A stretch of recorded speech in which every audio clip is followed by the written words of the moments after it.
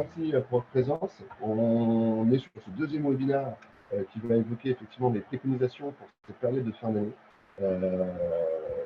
On est vraiment content parce que le premier webinaire a attiré beaucoup de personnes. On a eu beaucoup de retours positifs derrière. On a eu beaucoup d'ailleurs de nombreux feedbacks de votre part sur d'autres sujets abordés. Donc on voit qu'il y a de vraies attentes de votre côté et on en est ravis. L'idée, c'est vrai qu'aujourd'hui, pour me présenter rapidement, moi je suis Sylvain Acadoulier, je suis directeur commercial au sein d'Helium. Je suis dans ma 15e année au sein du groupe et j'ai le plaisir effectivement de travailler au quotidien avec 16 personnes dont la mission du service commercial, c'est d'accompagner nos partenaires, nos apporteurs dans la mise en place d'affaires nouvelles et dans le suivi de ces dossiers. Aurore, je te laisse te présenter également.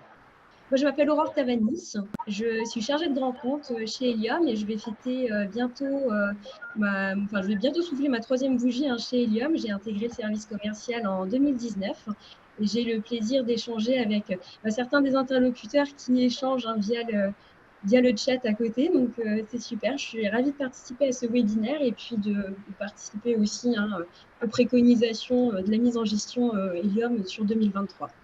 Bonjour, je m'appelle Angèle Dumaine, donc je suis actuellement en contrat d'alternance chez Helium. J'occupe le poste de technico commercial. Je suis également en études, je suis à la PPA Business School.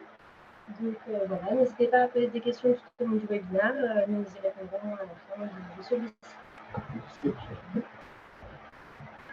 Bon, alors on voit là, on voit que d'un point de vue technique, les choses sont pas aussi simples qu'on l'avait prévu lors de la répétition. En tout cas, c'est un plaisir. Merci Angèle d'être présente. Alors, c'est vrai qu'Angèle, notamment, va prendre une compagnie sur ses actions un peu de communication. Aujourd'hui, chez Helium, il faut savoir qu'on a 16 personnes qui, dans le cadre de leur alternance, soit d'un bachelor ou d'un master, nous ont rejoints. Et c'est un plaisir, je te remercie Angèle, d'être avec nous. Est-ce que tu veux nous partager le déroulé du webinaire de ce jour, Aurore?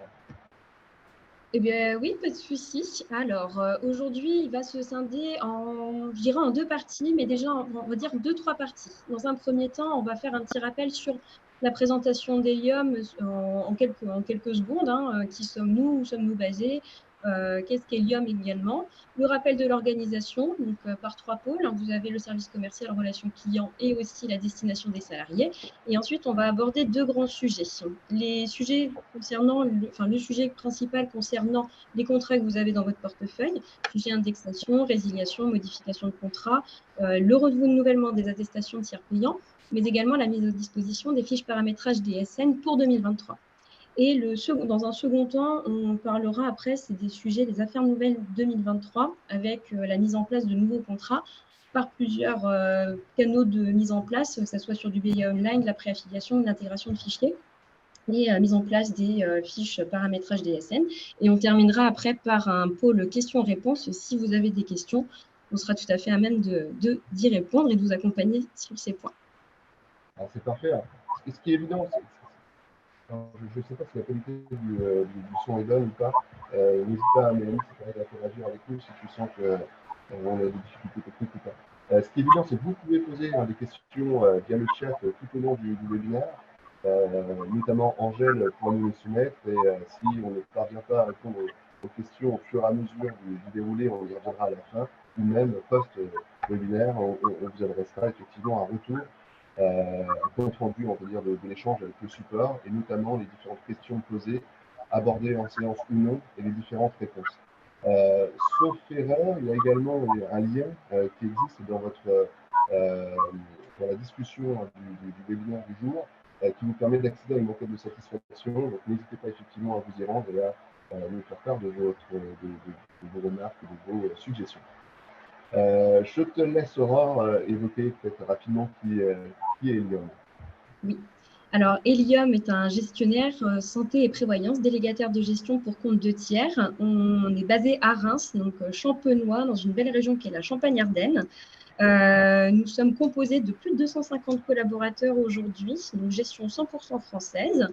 On travaille avec 350 apporteurs d'affaires, même un petit peu plus de 350 apporteurs d'affaires répartis un peu partout en France et plus de 65 porteurs de risques. Aujourd'hui, nous gérons plus de 780 bénéficiaires, 780 000 bénéficiaires au total sur toute la France.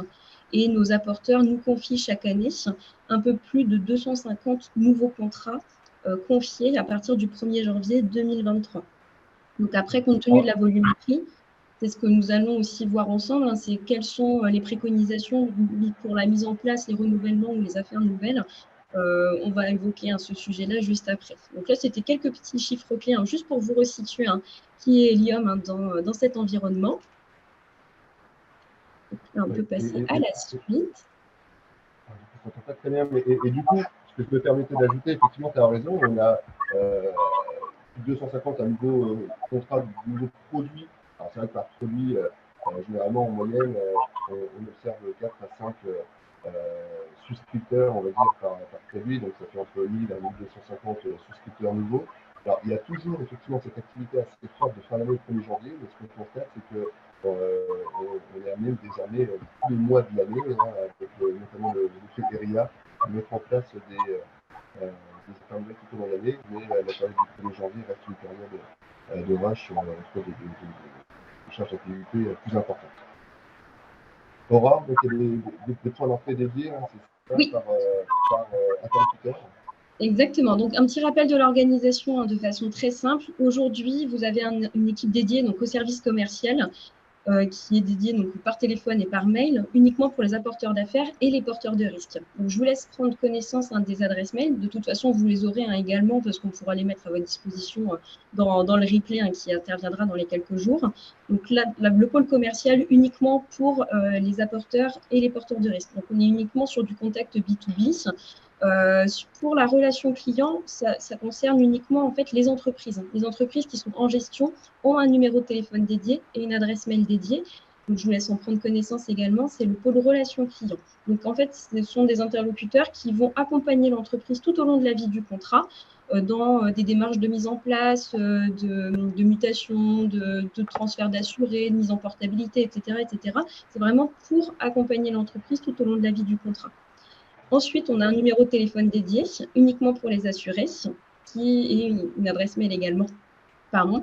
Ce numéro de téléphone, en fait, c'est un serveur depuis lequel les assurés vont pouvoir faire leur choix d'option pour pouvoir être transférés vers le bon service. J'ai une question sur le dentaire, je fais la touche numéro 4 et je suis transférée vers le dentaire. J'ai une demande pour l'optique, je fais la touche numéro 3 et je suis redirigée vers le service optique. Donc, c'est vraiment un serveur dédié pour les assurés s'ils ont des questions et qu'ils veulent être avec un interlocuteur dédié pour leurs demandes. Voilà, donc ça, c'était le petit rappel de l'organisation. C'est ça, et effectivement, comme tu l'as précisé, en fait, on a systématiquement en fait, des équipes dédiées pour chaque interlocuteur. L'idée, c'est que d'ailleurs, on est capable, bien évidemment, en fonction dans le cadre d'un partenariat, dans le cadre de la mise en gestion d'un portefeuille plus important, créer de nouveaux numéros de téléphone avec effectivement des business units dédiés sur certaines activités. Mais l'idée, c'est d'avoir toujours des sachants, des experts dans chaque domaine qui est capable d'accompagner les différents interlocuteurs en fonction de leurs besoins, parce que effectivement, les attentes d'une responsable sont pas les mêmes qu'un assuré ou d'un courtier d'assurance. Donc la première thématique que tu voulais évoquer, Aurore, ça concerne tous les indexations. Dossiers qui sont d'ores et déjà en gestion au long de l'année 2022 et qui vont être concernés par un renouvellement en 2023, c'est ça? Exactement. Donc, à partir du moment où vos contrats sont déjà en gestion chez nous, on va commencer la campagne des indexations. On a fait un petit rétro-planning. Là, je vous laisse en prendre connaissance via l'écran. À partir du 26 octobre, vous allez être contacté par nos services et on va vous transmettre un fichier de gestion où on va vous demander de nous indiquer les taux 2023. Ça va concerner les contrats santé, mais également la prévoyance. S'il y a une ventilation par risque, celle-ci sera également enregistrée dans le fichier. Il faudra nous l'indiquer si vous avez connaissance d'ores et déjà des taux ventilés par risque pour la prévoyance notamment. Donc, à partir du 15 novembre, une première relance sera faite. Une deuxième relance est prévue à partir du 1er décembre. Si nous n'avons pas connaissance des taux 2023 dans un laps de temps précis, à partir du 16 janvier 2023, nous allons appliquer les taux de cotisation de 2022. Donc, surtout, voilà, ayez bien en tête ces dates-là. À partir du 26 octobre, on prend contact avec vous. 2 relances sont prévues, une au 15 novembre, une au 1er décembre. Et si nous n'avons pas de retour de votre part, à ce moment-là, on va devoir maintenir le taux 2022, mais ce à partir du 16 janvier. Donc voilà, vous avez quand même un laps de temps assez large, mais on préconise d'avoir ces informations quand même assez rapidement parce que vous allez le voir par la suite, il va y avoir des renouvellements également sur les fiches paramétrage DSN. Il faut qu'on puisse bien se coordonner de ce côté-là. C'est vrai que, comme tu l'évoques, en fait, alors, je rebondis parce que je sais que j'échange régulièrement avec des apporteurs, des courtiers, des instructeurs. Je ressens que cette année va être une année assez particulière, ou en tout cas peut-être plus particulière que d'autres au niveau des indexations, puisque j'ai bien noté la volonté de majorer parfois significativement certains contrats par les porteurs de risque. On sait que le PMSS risque d'évoluer plus ou moins significativement aussi cette année. Donc, il est possible effectivement que parfois on ait des taux tardivement, une confirmation de taux tardivement. Ce qui est évident, et c'est ce que tu évoquais, Aurore, c'est que d'une part, ce qui peut paraître paradoxal, mais c'est que les attentes en termes de réception des fiches de paramétrage DSN des entreprises sont de plus en plus fortes. Et moi, j'ai encore vu et échangé avec une entreprise hier qui souhaitait avoir des fiches dès fin novembre, entre guillemets, parce que leur prestataire passe à ce moment-là. Et on le voit en absence de taux d'indexation, il n'y a pas de fiche de paramétrage DSN qui part en occupation. Donc, on verra tout à l'heure, on focus plus précisément sur les fiches de paramétrage DSN, mais ce qu'il faut bien avoir en tête, c'est que si on a l'information le 10 janvier 2023, on sera en capacité uniquement au début janvier d'adresser la fameuse fiche de paramétrage DSN. Et de la même façon, notamment pour les contrats concernés par des prélèvements individuels, des cotisations gérées de façon individuelle, en l'absence également du taux, nous ne pouvons pas effectivement adresser l'échéancier qu'on a l'habitude d'adresser fin décembre. Nous ne pouvons pas déclencher les prélèvements que l'on a l'habitude de faire mensuellement en termes d'avance aux alentours du 10 janvier. Donc ça peut effectivement avoir, on le voit, de nombreux effets de bord. Et c'est pour ça que l'idée pour nous, c'est d'arrêter à un moment, de fixer cette deadline mi-janvier pour qu'on puisse après rapidement pouvoir gérer de façon, on va dire, habituelle le contrat. Alors, ce qui est évident aussi, c'est que parfois, ça peut arriver à la marge, on reçoit effectivement des confirmations de taux après mi-janvier. Nous, l'idée, c'est de modifier les taux, non pas effet rétroactif, mais soit au premier du mois suivant, soit au premier du trimestre civil suivant, pour qu'il y ait le moins de régularisation effet rétroactif de notre côté. Voilà pour le sujet indexation. On a eu le sujet aussi des résiliations en vrai. Oui, tout à fait. Vous avez jusqu'au 10 novembre 2022 pour nous faire parvenir les demandes de résiliation, soit à titre conservatoire ou à titre définitif. Donc, cette demande peut être faite par courrier ou par mail. Moi, je préconise à ce que ça soit fait le plus simplement possible par email, si vous pouvez tout nous faire parvenir dans ce laps de temps-là, au moins jusqu'au 10 novembre. Ça nous permettra en fait de pouvoir bloquer le renvoi des attestations de tiers payants et de bien faire en sorte qu'à partir du 31 décembre, en fait, le contrat, si on est sur une résiliation définitive, le contrat soit vraiment clos chez nous. C'est surtout ça. Il faut qu'on puisse prendre en compte ce temps de paramétrage. Ce qui est évident pour compléter effectivement en vente, c'est qu'on va le voir, fin novembre, sur la deuxième quinzaine de novembre, on va adresser les nouvelles attestations de tiers payants 2023 aux assurés dans le cadre du renouvellement. Donc, en l'absence effectivement d'informations relatives à une éventuelle résiliation, il n'y a pas donc de blocage et les attestations de tiers payants vont partir. L'idée, c'est sûr que même si vous avez une suspicion de résiliation, autant nous prévenir pour qu'on puisse effectivement bloquer l'envoi des attestations de tiers payants, quitte à les débloquer quelques jours après. Mais effectivement, c'est surtout l'impact des attestations de tiers payants qu'on souhaite appréhender et anticiper sur le sujet des résiliations. On avait le sujet des modifications, Aurore.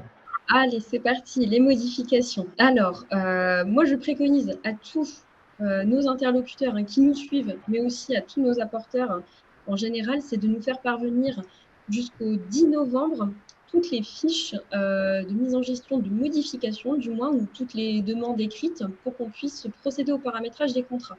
J'entends par là tout ce qui va être ajout de réseau de soins, modification du réseau de soins, qu'on passe d'un contrat santé clair à Itelis avec un changement d'assureur, afin qu'on évite d'envoyer des attestations de tiers payants de façon qu'on les envoie, mais qu'on n'ait pas l'information, je dirais, dans les temps. Il faut vraiment qu'on puisse paramétrer en fait, ces informations-là dans un laps de temps assez rapide.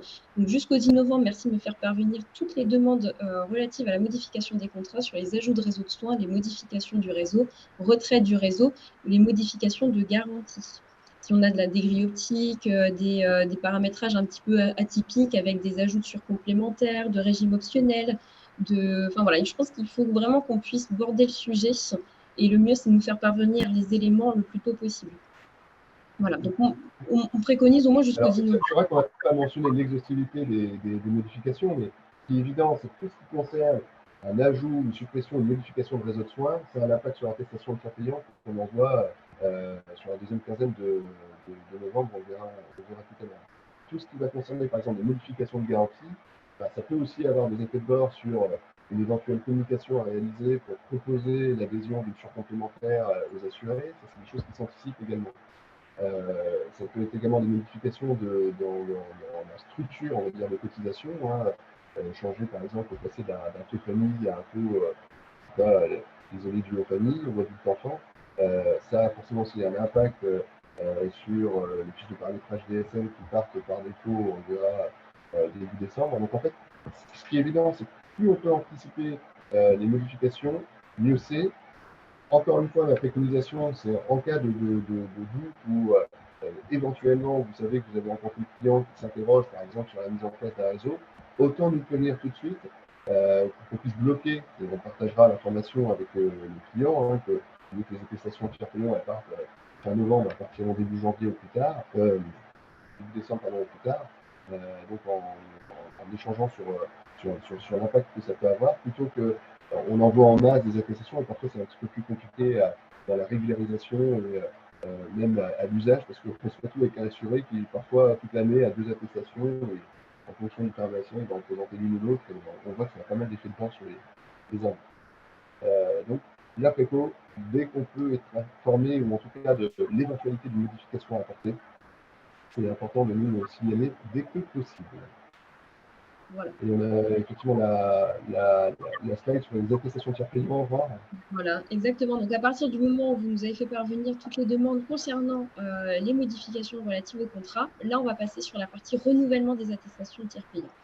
Donc, pour 2023, les attestations de tiers payants seront mises à disposition à partir du 21 novembre 2022, et ce sous format dématérialisé, c'est-à-dire qu'elle est totalement téléchargeable soit depuis l'application mobile, soit depuis l'espace en ligne assuré. Donc en général, les assurés reçoivent une notification par mail les invitant à se connecter à leur espace pour pouvoir télécharger leur attestation de tiers payant. Aujourd'hui, dans notre démarche RSE, c'est ce qu'on préconise. On est vraiment sur un format totalement dématérialisé de l'attestation de tiers payant. Il peut y avoir des demandes éventuellement de renvoi par courrier. C'est ce qui arrive parce que tout le monde n'est pas doté d'une adresse mail. Mais on prône aujourd'hui la démarche RSE et c'est ce qu'on veut faire passer aussi comme message, c'est maintenant que tout se fait en ligne. Vous avez la possibilité de télécharger votre attestation de tiers payant et ce au format PDF. Libre à vous après de l'imprimer si vous le souhaitez, mais elles seront mises à disposition à partir du 21 novembre et totalement téléchargeables. Donc, en fait, pour résumer, à partir du 21 novembre, l'ensemble des attestations de tiers payants qui ne sont pas concernées par un blocage éventuel d'une résiliation ou autre partent effectivement, par défaut, par mail, à partir du moment où on a l'adresse mail de l'assuré. Sans adresse mail, ça part par courrier. Et à tout moment, pour l'ensemble des assurés, ils peuvent, de toute façon, retrouver leur attestation de tiers payant sur leur espace en ligne ou sur leur application mobile. C'est bien ça, hein. C'est ça. C'est ça. Et Ah, pardon. Dis-moi. Pas de souci.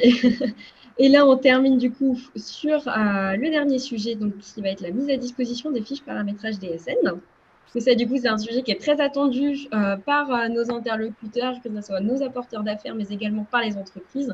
Donc, si nous connaissons les taux 2023, La fiche de paramétrage DSN sera transmise par deux formats, format PDF et format XML, et elle sera mise à disposition. Il y a un premier jet qui va se faire, un premier routeur qui va tourner à partir du 8 décembre, et elle sera mise à disposition par 3 canaux.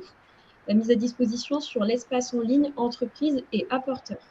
Donc, vous, en tant que courtier, vous aurez la possibilité de regarder par contrat à partir du moment où la fiche sera mise à disposition.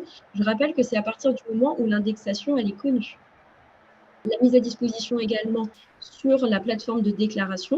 Donc, à partir du moment où on a déjà tous les taux de renseignés, nous, on la transmet à la société, on vous la transmet aussi à vous, mais elle est également sur la plateforme de déclaration et elle est transmise par mail à la société. Voilà. Il y a juste une petite préconisation sur la partie Swiss Life, parce que comme vous n'êtes pas sans savoir, aujourd'hui sur Swiss Life, depuis du 15 novembre au 15 décembre, on est parti sur on a bloqué en fait le renouvellement des attestations de fiches paramétrage DSN parce qu'on est en train de renuméroter les contrats. Donc on a bloqué en fait du 15 novembre au 15 octobre, excusez-moi, jusqu'au 15 décembre, le renouvellement des fiches paramétrage DSN. Donc ça, c'est notre paramétrage interne. Elles seront mises à disposition à partir du 16. Là, la renumérotation est en cours, ça prend un petit peu de temps, mais pour Swiss Life, du coup, ce ne sera pas à partir du 8 décembre. Ayez bien en tête qu'elles seront disponibles à partir du 16. Ok. Alors, de toute façon, alors pareil, pour résumer, hein, tu me dis, ce qui se passe, c'est qu'à partir du moment où on a connaissance des taux de cotisation en 2023, nous sommes en capacité d'émettre les fiches de paramétrage DSN qu'on fait de façon automatique à partir du 8 décembre. Alors, on ne l'a pas indiqué sur cette slide, mais manuellement, à partir de mi-novembre, on est en capacité de le faire. Si vous avez un client le 20 novembre qui veut absolument sa fiche de paramétrage DSN, via les coordonnées habituelles de l'équipe DSN, on est capable manuellement de la générer et de la mettre à disposition.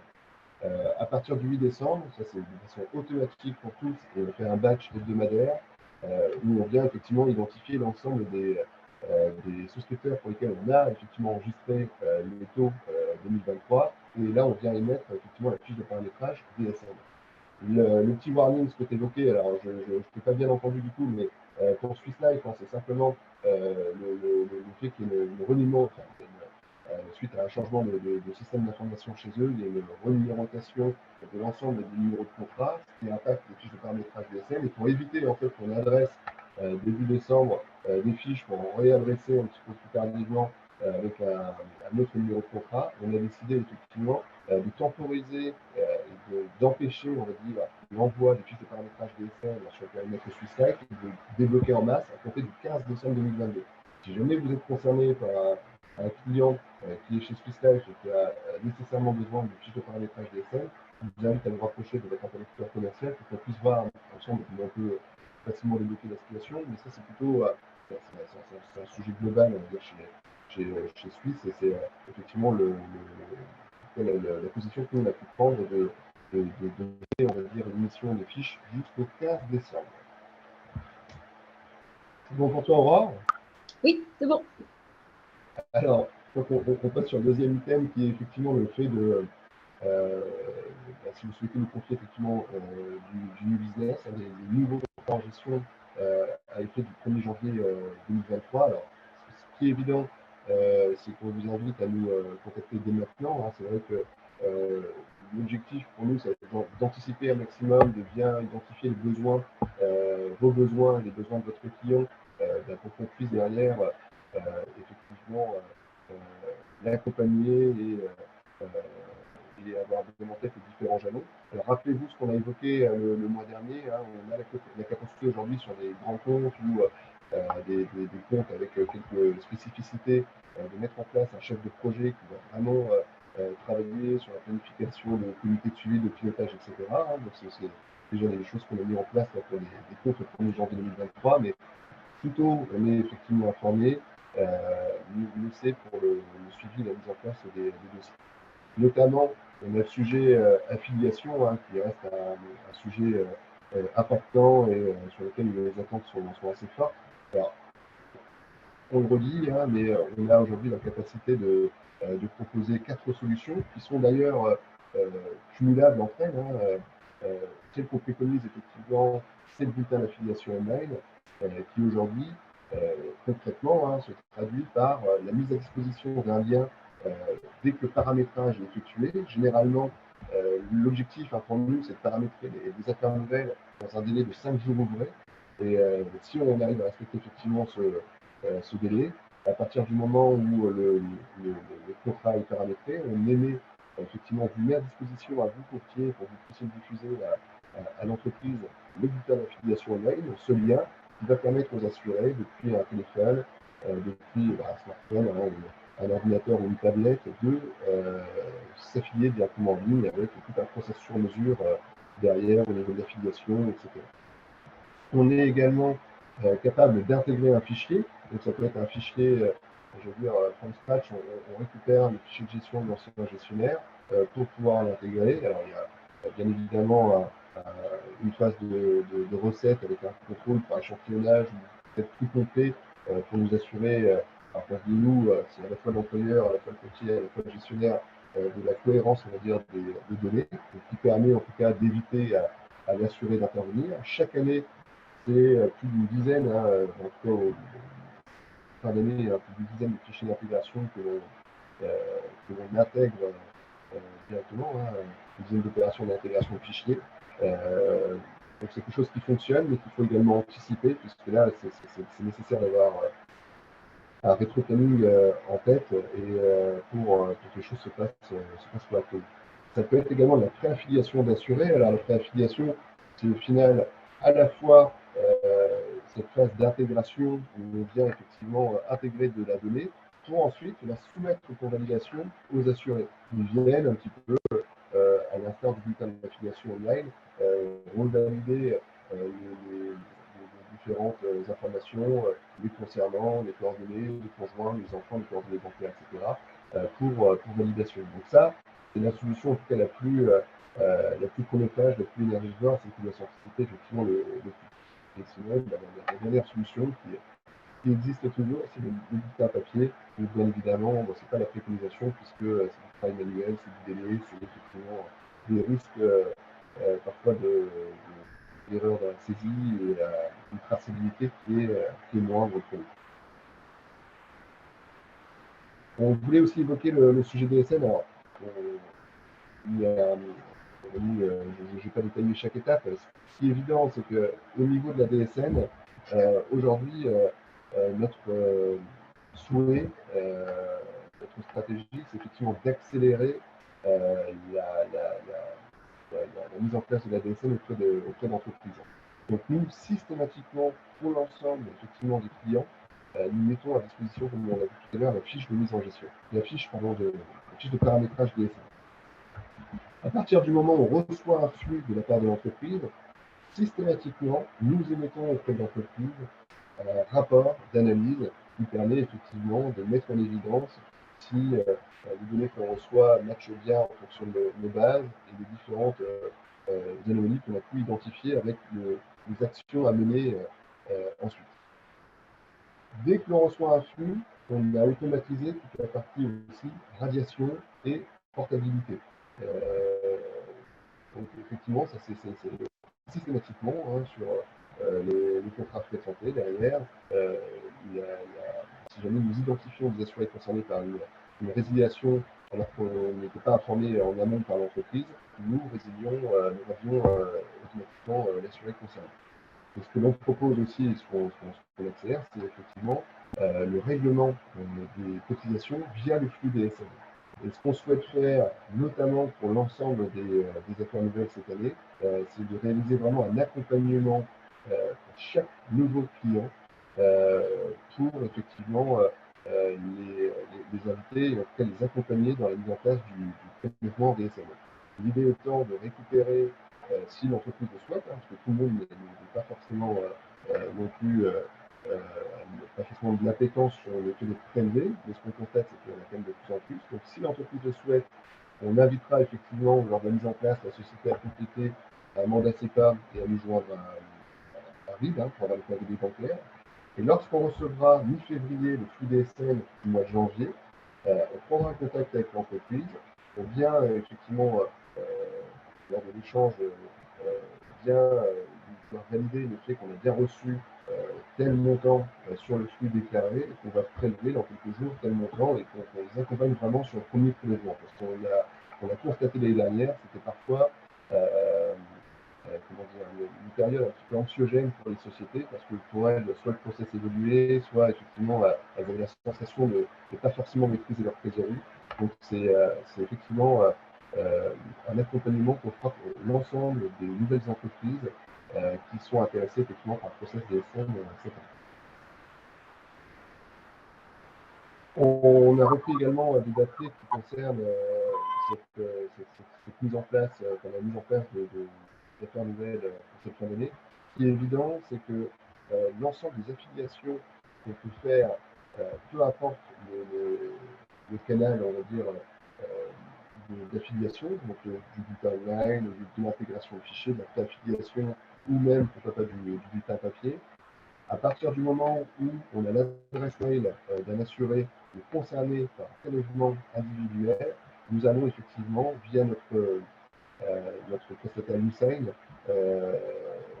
inviter l'assuré à signer électroniquement son mandat CEPA. C'est simple, c'est assez rapide pour lui.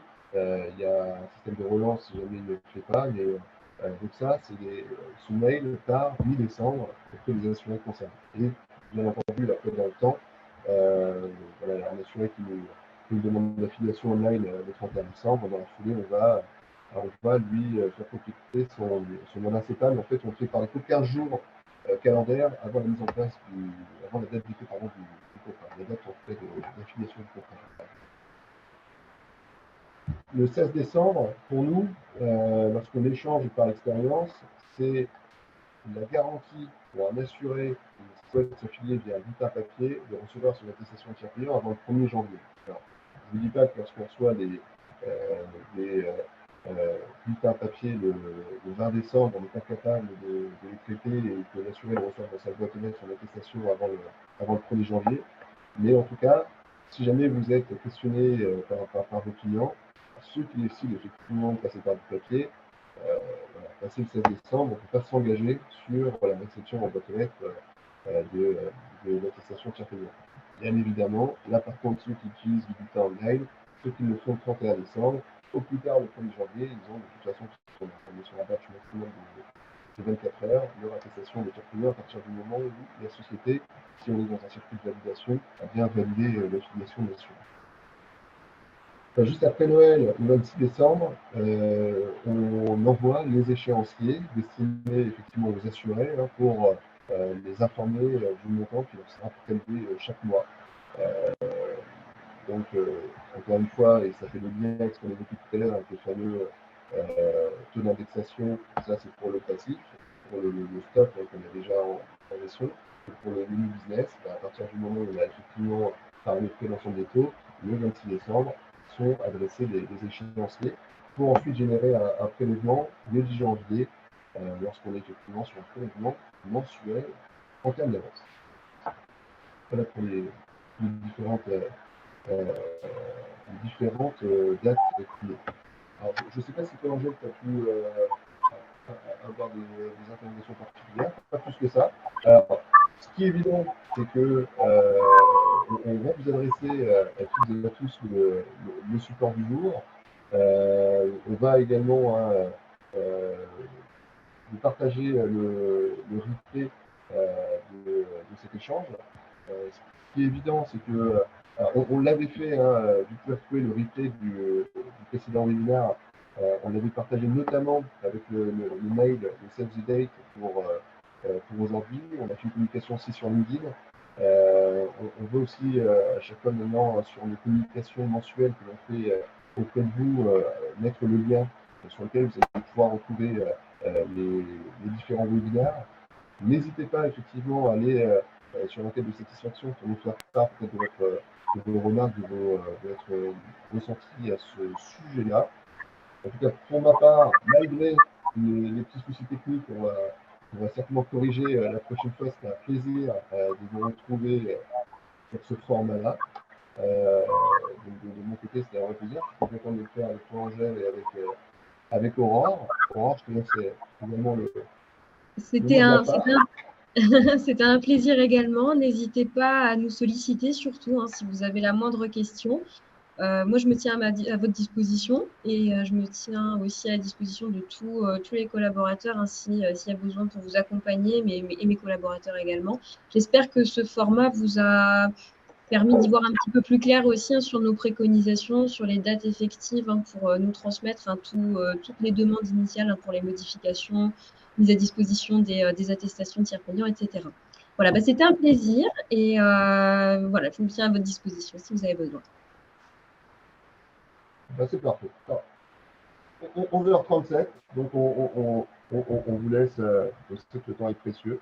On recommuniquera prochainement sur le prochain webinaire qu'on pourra faire, notamment à destination des entreprises, puisque l'objectif aussi pour nous, c'est peut-être d'accompagner, on parle souvent de onboarding, mais à un moment, peut-être sur ce format-là, d'accompagner effectivement de nouvelles entreprises qui nous rejoignent dans la découverte des outils qu'on va leur mettre à disposition, de nouveaux services, etc. Donc on communiquera aussi vis-à-vis de vous bien entendu, à ce sujet, mais je pense que c'est une bonne chose, bien sûr, en complément de ce qu'on a l'habitude de faire, c'est-à-dire des formations personnalisées ou un accompagnement effectivement personnalisé, mais on voit bien que sur ce type de format, il y a quand même des attentes et des appétences, donc on vous tiendra informé de nos prochains webinaires. En tout cas, je vous souhaite une bonne fin de matinée et au plaisir de lire vos commentaires sur cette enquête de satisfaction. À très bientôt, bonne journée à toutes et à tous.